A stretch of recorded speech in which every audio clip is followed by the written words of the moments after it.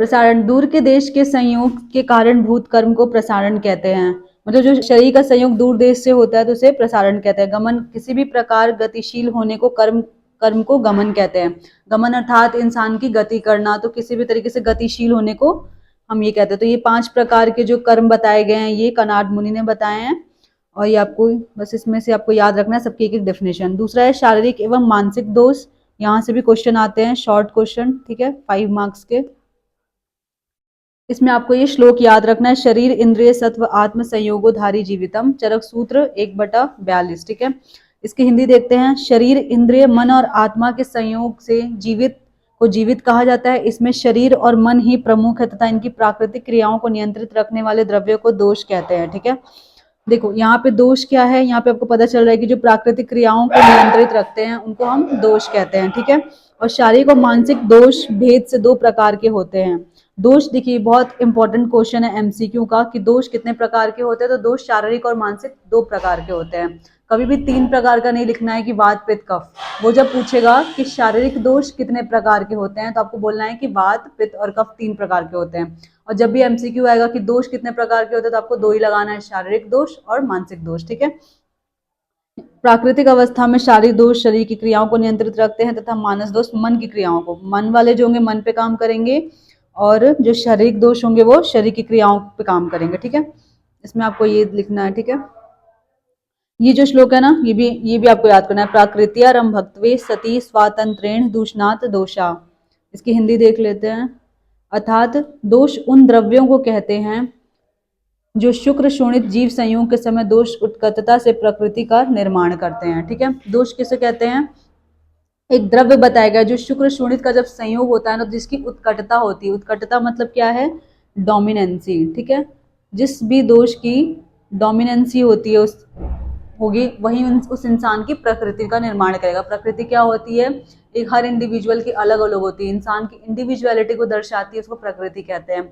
इसी की बेसिस पे हम बताते हैं कि यह इंसान वात प्रकृति का है या पित्त का है या कफ का है या फिर समदोषज है, तीनों समान जब होते हैं, या द्वंद्वज है मतलब वात पित्त की अधिकता रहेगी, कफ की थोड़ी सी कम अधिकता रहेगी। तो इस तरीके से हम प्रकृति आगे हम पढ़ेंगे, ये होता है, ठीक है। आपको ये रीड कर लेना है, यहाँ से क्वेश्चन आता है, अपने आप से आप एक बार श्लोक मेंशन करना ताकि वो हाईलाइटेड रहेगा। बाकी हिंदी आप ये सब पॉइंट्स में लिखकर कि कितने होते हैं दोष, क्या क्या होते हैं, उनके प्रकार क्या हैं, किस पे काम करते हैं, कब डिसाइड होता है, इतना लिखने के बाद आप कहानी लिख लेना, ठीक है, पॉइंट वाइज करके। नेक्स्ट देखते हैं शारीर दोष। अब जब शारीर दोष आएगा तो हम अलग अलग इंडिविजुअल पढ़ेंगे, तो ये श्लोक आपको याद रखना है, ये बहुत इंपॉर्टेंट है। वायु पित्तम कफश युक्त शारीरो दोष संग्रह दोषा पुनस्त्रयो वात पित्त श्लेषमाणम वायु पित्तम कफश चेती त्रयो दोषा समासतः। ये क्या, एक चरक का है, एक सूत्र स्थान का, एक विमान स्थान का है और एक अष्टांग हृदयम का है।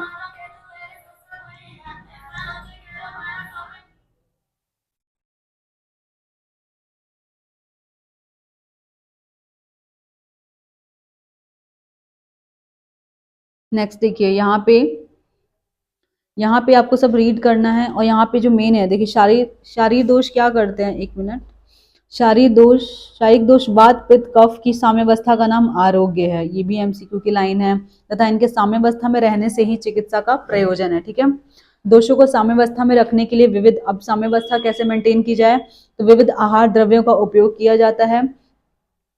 और आहार द्रव्यों में हम क्या करते हैं, दोष को साम्यावस्था में कैसे लाते हैं कि जो दोष बढ़े हुए होते हैं उनको हम कम करते हैं, और जो कम हुए दोष होते हैं उनको हम वृद्धि करते हैं, जिससे कि क्या होता है, एक बैलेंस हो जाता है, ठीक है। और दोष एक अपने ऑप्टिमम लेवल में ही काम करते हैं, जिसे हम साम्यावस्था कहते हैं।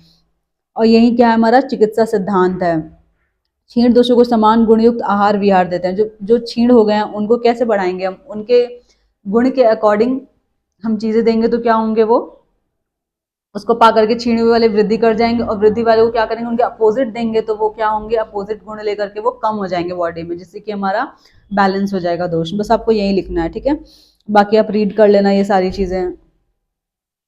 आगे बढ़ते हैं, ये क्वेश्चन अगर दूसरा आते हैं हम, और एक इम्पॉर्टेंट श्लोक ये भी है, सेकंड पेज पे देखिए, ये शारंगधर का है, पूर्वाध में इन्होंने बताया है, 5वें अध्याय में 25वां नंबर का श्लोक है। ये बहुत इंपॉर्टेंट है आपको, आप अभी श्लोक जितना फर्स्ट में याद करोगे आपको आगे भी काम आएगा। पढ़ते हैं, पित्तम पंगु कफ पंगु मल धातवा वायुना यत्र नियंते तत्र गच्छन्ति मेघवत। अर्थात पित्त और कफ मल एवं धातु स्वतंत्र रूप से कार्य करने से पंगु हैं। पंगु का मतलब लंगड़े हैं, मतलब कि यह चल नहीं सकते। इनको चलाने के लिए किसको किसको, पित्त को, कफ को, मल को, धातु को चलाने के लिए हमें वायु की आवश्यकता होती है। ये एक जगह पे रुके हैं, वायु क्या करती है, हवा देती है वेग, तो ये अपना कार्य करते हैं। ठीक है, कहने का मतलब है कि जब ये वात द्वारा कर्म करने के लिए प्रेरणा प्राप्त करते हैं, तभी मेघ द्वारा वर्षा के समान उपमा दी गई हुई है। देखिए ये तभी, उपमा मतलब क्या है, कंपैरिजन किया गया है, इनका तुलना की गई है। तभी मेघ द्वारा वर्षा के समान वायु द्वारा गति प्रदान करने के कारण वे सभी अपने अपने कार्यों को संपादित करने में समर्थ होते हैं। ठीक है, ये श्लोक इंपॉर्टेंट है, इसको आपको शारीरिक दोष जब भी लिखेंगे इसको मेंशन करना है उन तीनों श्लोक के साथ। ठीक है, पित्त दोष शरीर में अग्नि का प्रतिनिधित्व करता है और अग्नि की पित्त के अंतर्गत रहकर दहन, पाचन, ये सारे कार्य होते हैं।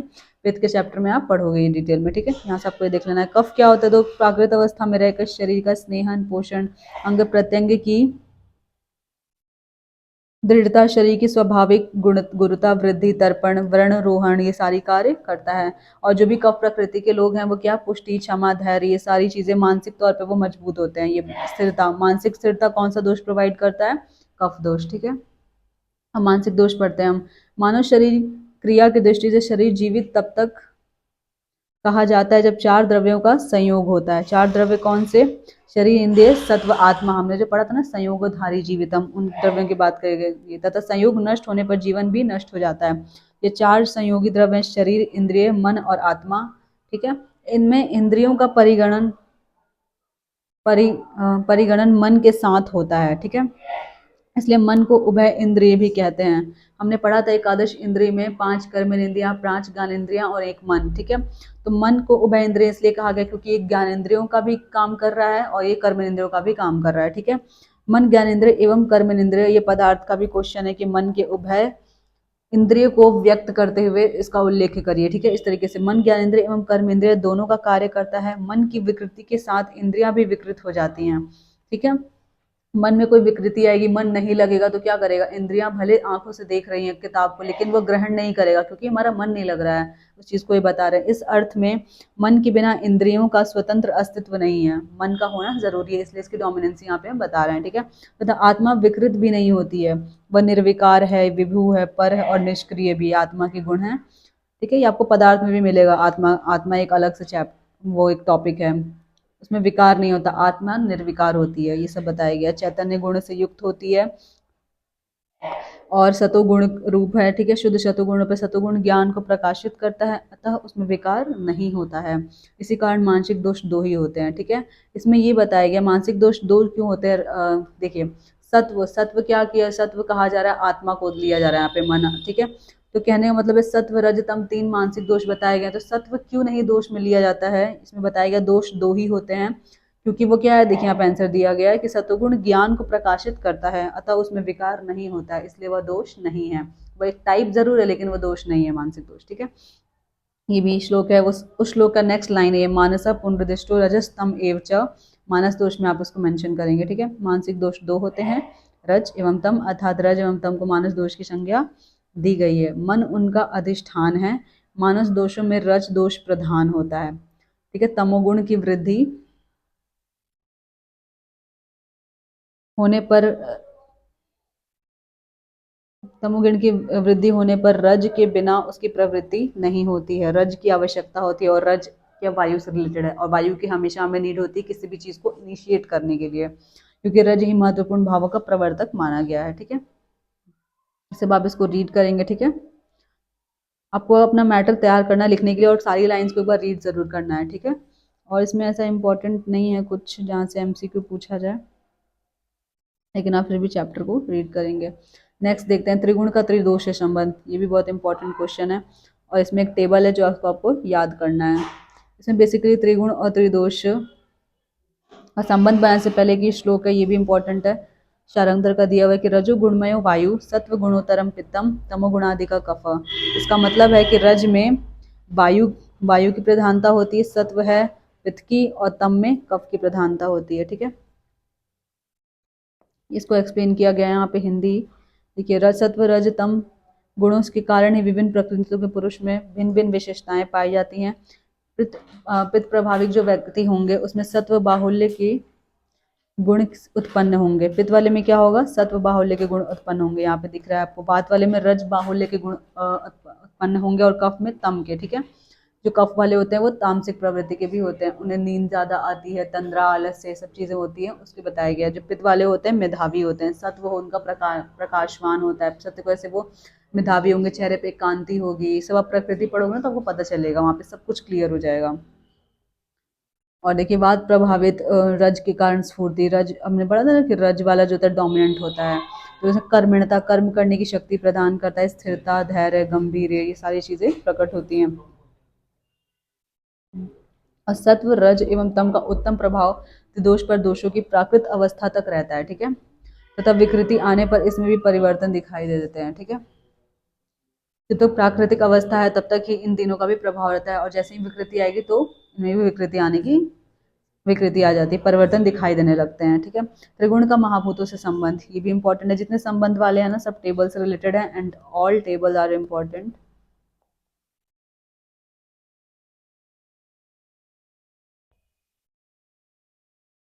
अच्छे से पढ़ना है एमसीक्यू के लिए, ठीक है। ठीक है, तो महाभूतों से क्या संबंध है, इसके लिए भी आगे टेबल है, देखिए टेबल में यहाँ महाभूत लिखे हुए हैं, और यहाँ पे त्रिगुण बाहुल्य लिखा गया कि किस महाभूत में। देखो आकाश जो होगा वो सत्व से, सत्य की बहुलता है उसमें, ठीक है। वायु में रज की बहुल, अग्नि में सत्व रज दोनों की। यहाँ से अभी जो यहाँ पे डिफरेंट है ना, तो यहाँ पे से ये इंपॉर्टेंट हो जाता है, क्योंकि यहाँ से क्वेश्चन आते हैं जो डिफरेंट है। वायु हमें समझ में आ जाता है, आकाश भी समझ में आ जाता है कि सत्व है, जल में सत्व तम होता है, ठीक है। इस तरीके से आप याद कर सकते हो, जल में एस टी और इसमें एस आर, अग्नि एस आर है, ठीक है। अग्नि क्या है, एस आर है, और जल एस टी है, इस तरीके से आप याद कर सकते हैं। सत्व तम है, ठीक है, पृथ्वी में तम होता है, ये टेबल इंपॉर्टेंट है। दूसरा शरीर एवं शरीर क्या होता है, इस पे आते हैं, ये श्लोक भी इम्पोर्टेंट है। देखिए तत्र शरीरम नाम चेतना अधिष्ठान भूतम पंच महाभूत विकार समुदायात्मकम संयोगवाही, चरक शारीर स्थान में 6 अध्याय में 4था नंबर का श्लोक, इसका अर्थ देखते हैं, इंपॉर्टेंट है ये। चेतना और आत्मा का आश्रय भूत तथा पंच महाभूत विकारों का संयोग शरीर नाम से जाना जाता है। इस ठीक है, इस श्लोक में सभी द्रव्य पंच भौतिक है, शरीर में पंच महाभूत के विकार, पंच महाभूत के विकार का मतलब क्या होता है ना कि शरीर में क्या होते हैं, देखिए सब चीज़ें जो हैं एक ऑप्टिमम रेंज में है, जैसे हर चीज़ में सब कुछ पंच महाभूत से बना है, लेकिन कोई भी चीज़ जो होती है ना उसमें एक महाभूत की अधिकता होती है, एंड बाकी की जो होती है उसके उससे कम होगा। जैसे कि पृथ्वी, अगर कोई चीज़ ठोस है तो पृथ्वी 70% है, तो बाकी सब चीज़ें जो होंगी ना वो 30% में ही आएंगी। तो ये इसको विकार कहते हैं, कि हर चीज़ जो होती है पंच महाभूत के विकार से बनी हुई है। अगर हर चीज़ में अगर सेम रेशियो होगा तो हर चीज़ तो एक ही जैसी होगी, फिर हर चीज़ पेन बन जाएगी, वो डिफरेंस होने की वजह से ही हर चीज़ अलग अलग है, ठीक है। उसी को विकार कहा गया है।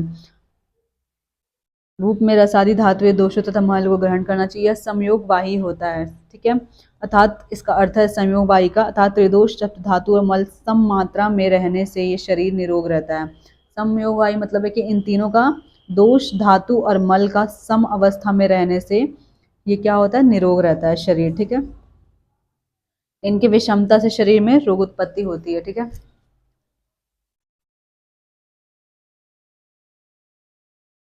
अब देखिए यहाँ से ये भी इम्पोर्टेंट है, पंच महाभूत शरीरी समवाय पुरुष इति, सुश्रुत का श्लोक है, अर्थात पंच महाभूत और आत्मा के समवाय संयोग को पुरुष कहते हैं। मतलब पंच महाभूत प्लस आत्मा अगर मिलेंगे तो हमें क्या मिलता है, क्या कहते हैं हम, पुरुष कहते हैं, पुरुष।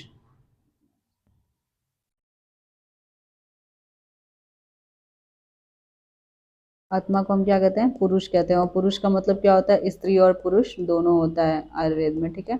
ऐसा नहीं है कि पुरुष का मतलब मेल होता है, ठीक है। देखिए शरीर, शरीर तो हमने समझ में आ गया हमें कि शरीर क्या होता है, शरीर की हमने डेफिनेशन दे दी कि जिसमें ये आश्रय भूत को हम शरीर कहते हैं, पंच महाभूत, और ठीक है और चेतना और आत्मा का आश्रय भूत तथा पंच महाभूत विकारों का जो संयोग होता है जाना जाता है, उसको शरीर कहते हैं। शरीरी क्या होती है, शरीरी क्या है, हमारी आत्मा है, ठीक है। यहाँ पे लिखा भी हुआ है ब्रैकेट में, शरीरी वर्ड कहीं पे भी आएगा तो आत्मा है। और शरीर, मैंने आपको लेक्चर में बताया था कि शरीर क्या होता है। तो जिस ग्रंथ में हम पढ़ते हैं शरीर के बारे में उसे हम शरीर कहते हैं। अब ये दो तरीके के ग्रंथ होते हैं हमारे पास, एक क्रिया रिलेटेड ग्रंथ है और एक रचना रिलेटेड। जिसमें हम क्रिया रिलेटेड पढ़ते हैं तो उसे हम क्रिया शरीर कह देते हैं, और जिसमें हम रचना से रिलेटेड पढ़ते हैं उसे हम रचना शरीर कह देते हैं। ठीक है, देखते हैं सुश्रुत क्या कहते हैं। यहाँ शरीर के अंदर शरीरी आश्रयी के रूप में रहकर व्यक्ति को चेतना या जीवन प्रदान करता है। देखिए, शरीर क्या है? आश्रय है, कोई स्थान है, और आत्मा क्या है? आश्रयी है, जो उसके अंदर रह रही है। उसी की बात किया गया कि अंदर आत्मा क्या है? आश्रयी है, चेतना या जीवन प्रदान करता है। अतः शरीर आश्रय और शरीरी आश्रयी के रूप में रहता है। अतः शरीर से आत्मा का बोध होता है। यहाँ पे सीधे लिखा हुआ है, एमसीक्यू आता है यहाँ से कि शरीर से किसका बोध होता है? तो आत्मा का बोध होता है। शरीरम अस्य